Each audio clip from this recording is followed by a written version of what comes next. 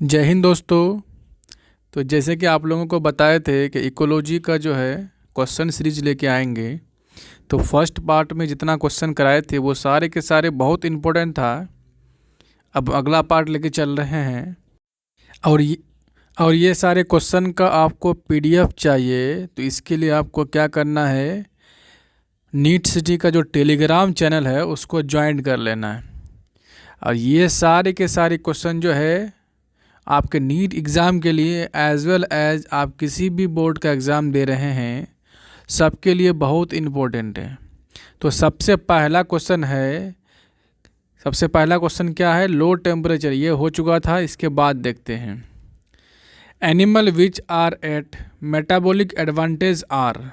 ऐसे एनिमल जो metabolic advantage लेता है। मेटाबॉलिक एडवांटेज क्या कहने का मतलब हुआ, जैसे कि ऑक्सीजन के प्रेजेंस में ग्लूकोज टूटेगा तो वो क्या देगा, एनर्जी देगा, एटीपी देगा। और क्या देगा, तो कार्बन डाइऑक्साइड देगा। और क्या देगा, तो हीट प्रोड्यूस करता है। और जो इंटरनली अपना हीट प्रोड्यूस करता है उसको इंडोथर्मल बोलते हैं। क्या बोलते हैं, इंडोथर्मल बोलते हैं। तो राइट आंसर क्या होगा, सी हो गया। ठीक है, अब देखते हैं अगला question. Optimum temperature for enzyme functioning in endothermal is.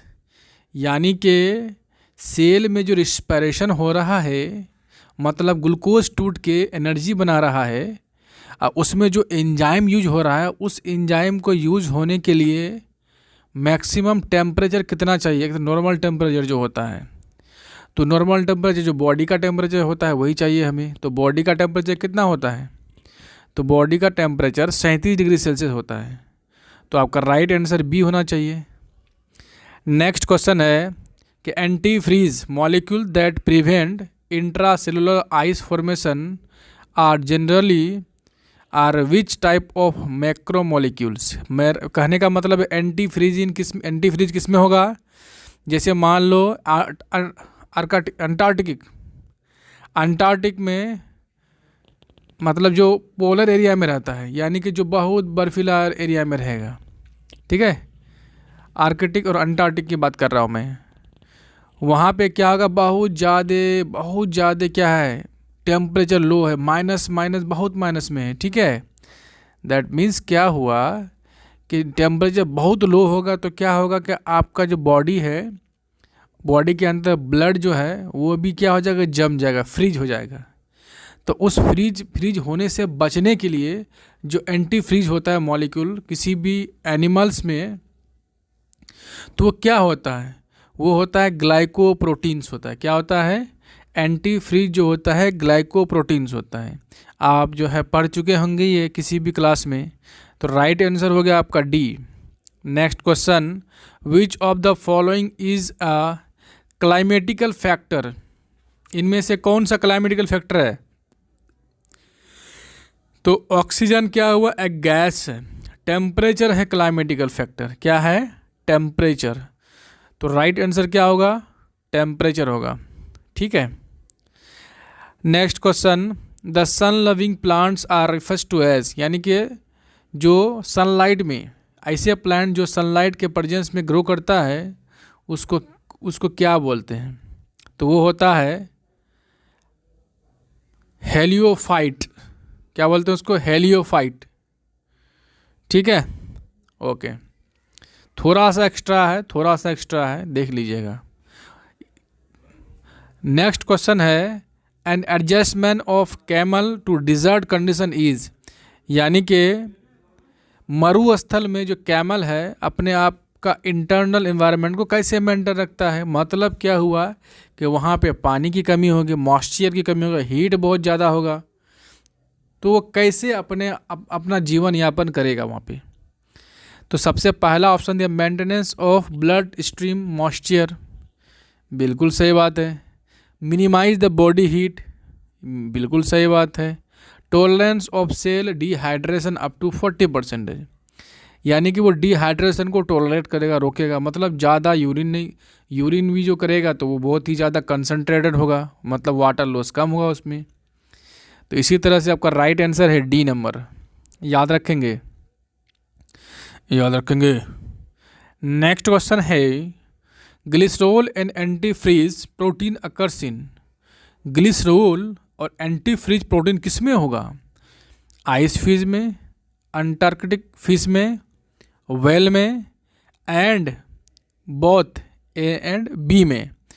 तो यहाँ तो पहले ही बोले जो आइस में रहेगा तो वो जम जाएगा, तो उस जमने से बचने के लिए क्या करेगा, वो एक एंटी प्रोटीन यानी एंटी फ्रीज प्रोटीन बनाएगा, एंड ग्लिसरॉल बनाएगा।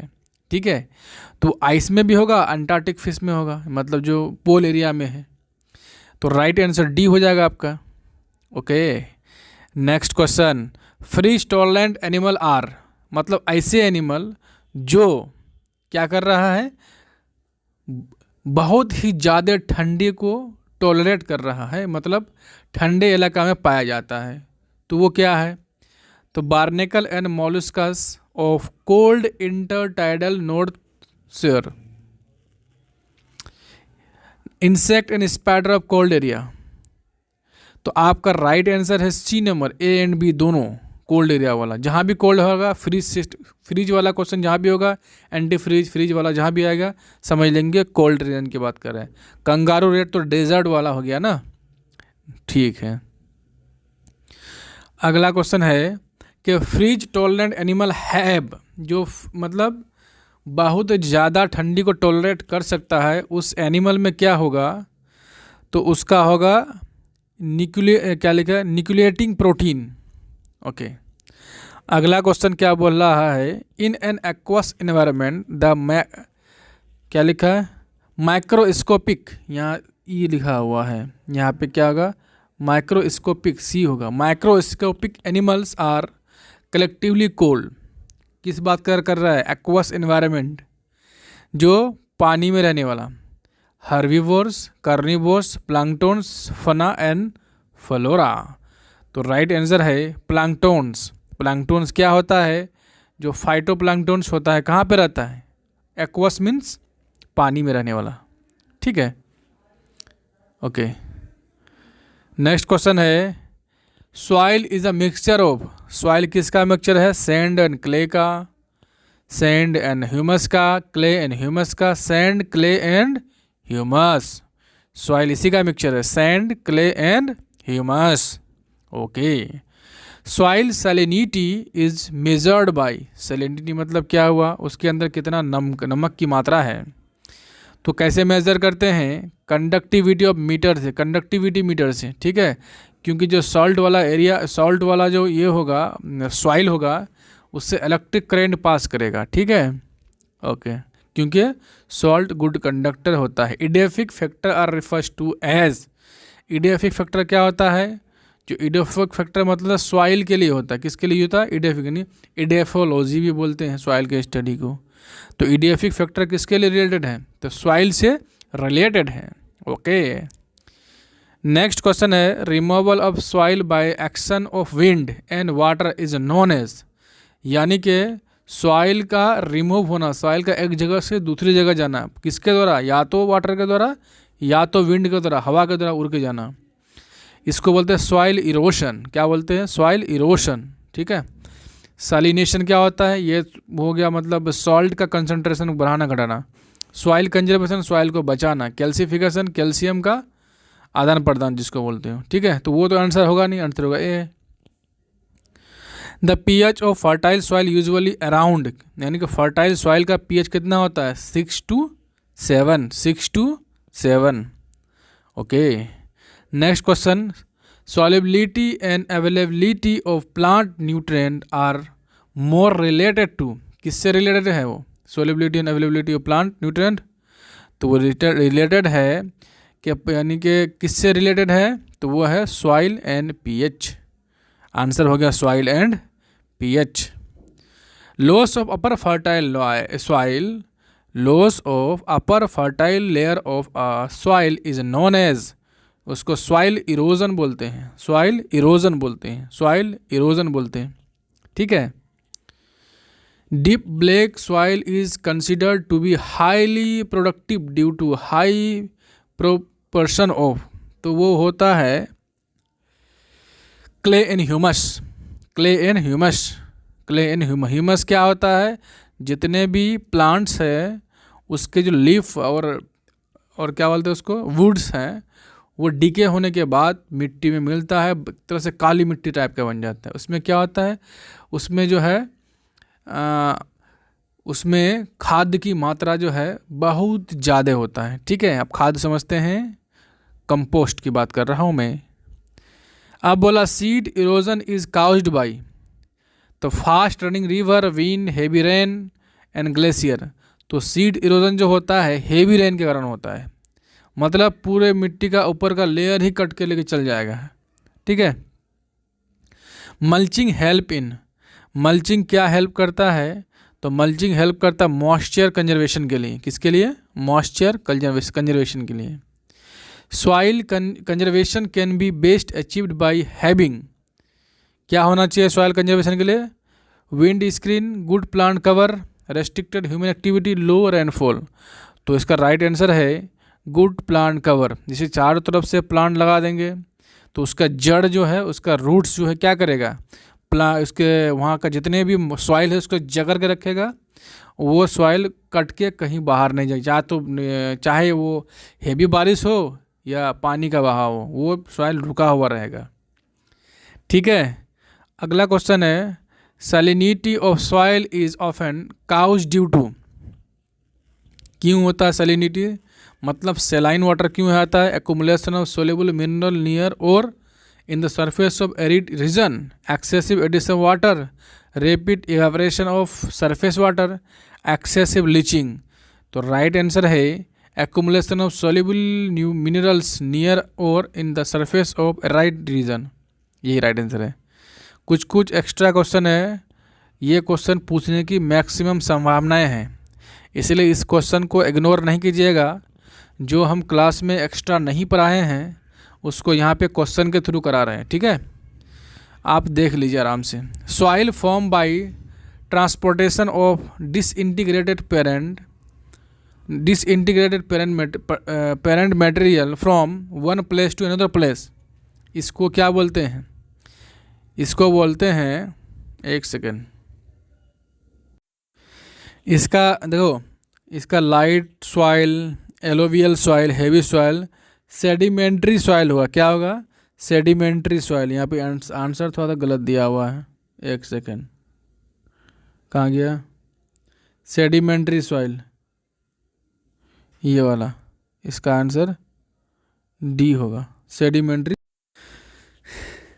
तो नेक्स्ट क्वेश्चन है the best source of energy in the environment is, यानी कि एनवायरनमेंट में बेस्ट सोर्स ऑफ एनर्जी क्या है, तो बेस्ट सोर्स है क्या, वाटर है, एक मिनट कहाँ चला गया, वाटर है, सॉइल है, ट्री है या पॉन्ड है। तो हम जानते हैं सबसे ज़्यादा बेस्ट सोर्स क्या है, ट्री है। ठीक है, अगर सिर्फ ये बोल दिया जाए कि एनवायरनमेंट में ओवरऑल जो है एनर्जी का सोर्स क्या है, अगर सन होता तो आंसर सन होता। ठीक है,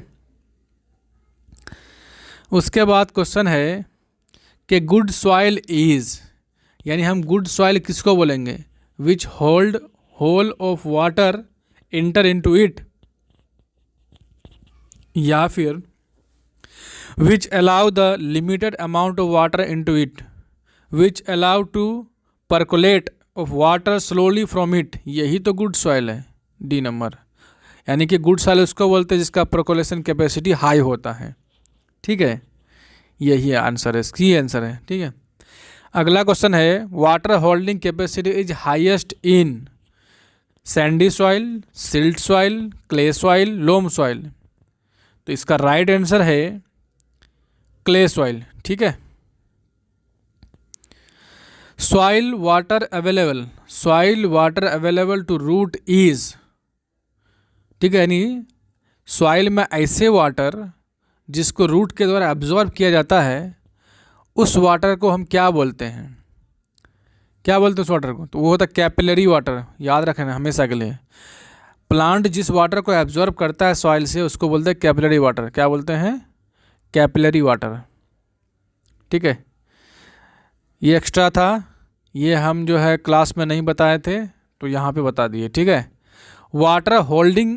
water held tightly by soil particle as a thin film over their surface is, उसको बोलते हैं हाइग्रोस्कोपिक वाटर। क्या बोलते हैं? हाइग्रोस्कोपिक। एक परत बना लेता है ऊपर, ठीक है, उसी को बोलता है हाइग्रोस्कोपिक। केमिस्ट्री में फिजिक्स में भी ये पढ़े होंगे। An area of soil thoroughly wetted and allowed to drain till percolation stop will have a water content is called. वो सॉइल का वह एरिया जो क्या है, भीगा हुआ है, ठीक है, and allowed to drain till percolation stop will have water content is called. क्या बोलेंगे उसको? तो वो है फील्ड कैपेसिटी बोलेंगे। यानी फील्ड कैपेसिटी का ये डिफिनेशन दिया हुआ है, कितना वाटर को एब्जॉर्ब कर सकता है। उसके बाद पूरी तरह से अगर भीग गया हो तो दोबारा वाटर उसके अंदर नहीं जाएगा, वही हुआ उसका field capacity. Amount of water a soil can hold against pull the gravity is called, वो होता है फील्ड कैपेसिटी, ठीक है। Soil particle determine its texture, field capacity, water holding capacity, soil flora. तो राइट आंसर है texture, texture, ठीक है।